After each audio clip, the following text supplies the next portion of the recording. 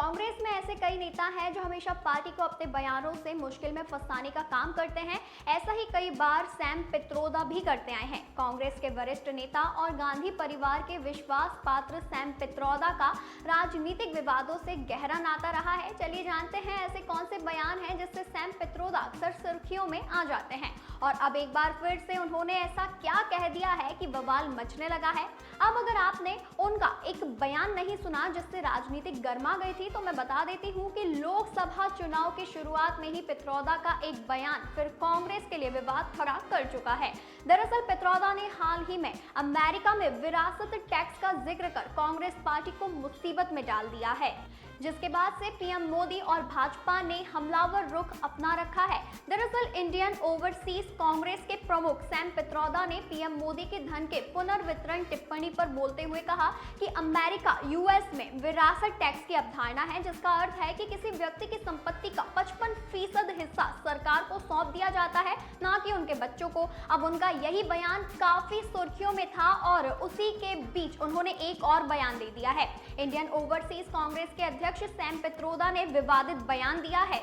उन्होंने पूर्वी राज्यों के लोगों की चीन और दक्षिण भारतीयों की तुलना अफ्रीका से की है। जी हां, आपने सही सुना। बताते चले कि कांग्रेस नेता ने एक इंटरव्यू में कहा कि भारत के पूर्वोत्तर के लोग चीनी जैसे दिखते हैं और दक्षिण के लोग अफ्रीकी लोगों की तरह लगते हैं। पित्रोदा ने कहा कि हम भारत जैसे विविधतापूर्ण देश को जोड़कर रखते हैं, जहां पूर्व में लोग चीनी जैसे दिखते हैं, पश्चिम में लोग अरब जैसे दिखते हैं, उत्तर में लोग व्हाइट जैसे दिखते हैं और दक्षिणी में लोग अफ्रीका जैसे दिखते हैं। इससे कोई फर्क नहीं पड़ता, हम सभी भाई बहन हैं।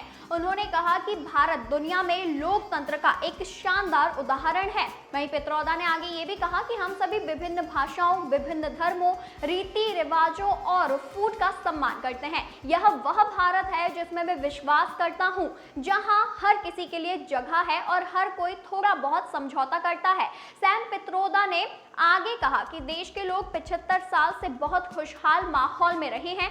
अगर कुछ छोटे मोटे झगड़े छोड़ दिए जाएं तो यहाँ लोग एक साथ रह सकते हैं। वहीं इस दौरान पित्रोदा ने विरोध करते हुए कहा कि आइडिया ऑफ इंडिया, जिसमें डेमोक्रेसी, लिबर्टी, फ्रेटर्निटी और फ्रीडम शामिल है, इसको अब रामनवमी, राम मंदिर और पीएम नरेंद्र मोदी चुनौती दे रहे हैं। इससे पहले आईओसी चेयरपर्सन ने पहले इनहेरिटेंस टैक्स को लेकर टिप्पणी की है, जिससे विवाद खड़ा हो चुका था।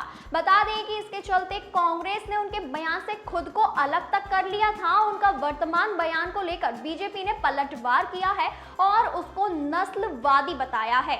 वहीं इतना ही नहीं, हिमाचल प्रदेश के मंडी से बीजेपी उम्मीदवार कंगना रनौत ने कांग्रेस पर फूट डालो और राज करो की विचारधारा मानने का आरोप लगाते हुए उनकी क्लिप भी शेयर की है। वहीं असम के मुख्यमंत्री यानी कि हेमंत बिस्वा शर्मा ने भी कांग्रेस नेता पर निशाना साधा है। उन्होंने सोशल मीडिया प्लेटफॉर्म एक्स पर एक वीडियो शेयर करते हुए कहा कि सैम भाई, मैं पूर्वोत्तर से हूं और मैं भारतीय की तरह लगता हूं।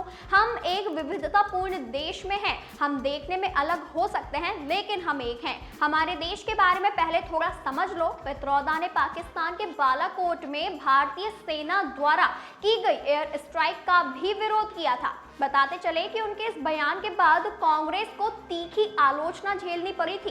पित्रोदा ने कहा था कि मुंबई में भी हमला हुआ था और हमारी सरकार भी तब प्रतिक्रिया दे सकती थी और अपने विमान भेज सकती थी, लेकिन यह सही दृष्टिकोण सही नहीं है।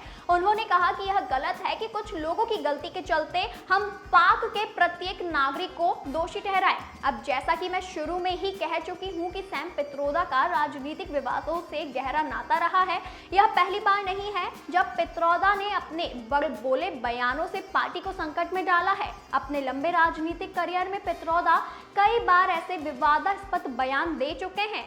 बताते चले कि इससे पहले भी 2019 के लोकसभा चुनावों से पहले एक टीवी इंटरव्यू में पित्रोदा ने मध्यम वर्ग पर एक ऐसा बयान दिया था जिससे पार्टी सकते में आ गई थी। उन्होंने कहा था कि मिडिल क्लास को ज्यादा टैक्स देना चाहिए ताकि गरीब परिवारों के लिए न्यूनतम आय की गारंटी पूर्ण हो सके और उन्हें स्वार्थी नहीं होना चाहिए। अब इस बयान के बाद कांग्रेस पार्टी को सफाई देनी पड़ी कि अगर कांग्रेस सत्ता में आती है तो वो मिडिल क्लास लोगों पर कोई अतिरिक्त कर का बोझ नहीं डालेगी। तो अब आप समझ ही सकते हैं कि उनके ऐसे अटपटे बयानों से अक्सर वो उनकी ही पार्टी को खतरे में डाल देते हैं। वहीं उनके इस नए बयान पर आपका क्या ख्याल है, वो आप जरूर बताइए।